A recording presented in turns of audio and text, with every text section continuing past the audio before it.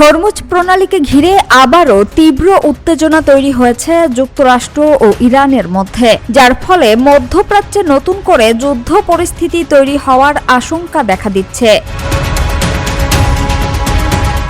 যুদ্ধবিরতি কার্যকর থাকলেও হরমুজ প্রণালী উন্মুক্ত রাখা ও সেখানে নিরাপত্তা নিয়ন্ত্রণকে কেন্দ্র করে দুই দেশের অবস্থান আরও কঠোর হয়েছে। যুক্তরাষ্ট্রের president Donald Trump project freedom নামে একটি অভিযান ঘোষণা করার পর পরিস্থিতি আরও জটিল হয়ে ওঠে।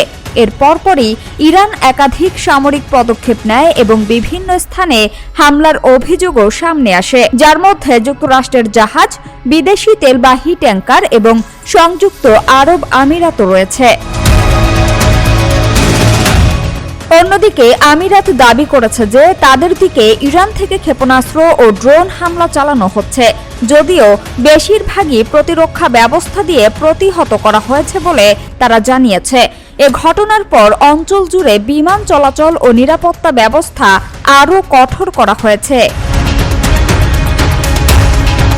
এদিকে আন্তর্জাতিক গণমাধ্যমের প্রতিবেদনে ইঙ্গিত দেওয়া হয়েছে, ইসরায়েল ও যুক্তরাষ্ট্র ইরানে নতুন করে যৌথ হামলার পরিকল্পনা করতে পারে, যেখানে গুরুত্বপূর্ণ ব্যক্তিবর্গ ও জ্বালানি অবকাঠামো লক্ষ্যবস্তু হতে পারে। হরমুজ প্রণালী নিয়ে উত্তেজনার কেন্দ্রবিন্দুতে রয়েছে নৌ চলাচল ও তেল পরিবহন।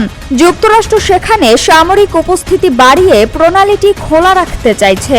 অন্যদিকে ইরান একে নিজেদের সার্বভৌম নিরাপত্তার বিষয় হিসেবে দেখছে এবং হুঁশিয়ারি দিচ্ছে যে চাপ বাড়লে পাল্টা জবাব দেয়া হবে। এই পরিস্থিতিতে বিশ্ব বাজারেও প্রভাব পড়েছে, বিশেষ করে জ্বালানি তেলের দামে অস্থিরতা দেখা দিয়েছে। এদিকে কূটনৈতিক পর্যায়ে সমাধানের চেষ্টা চলছে।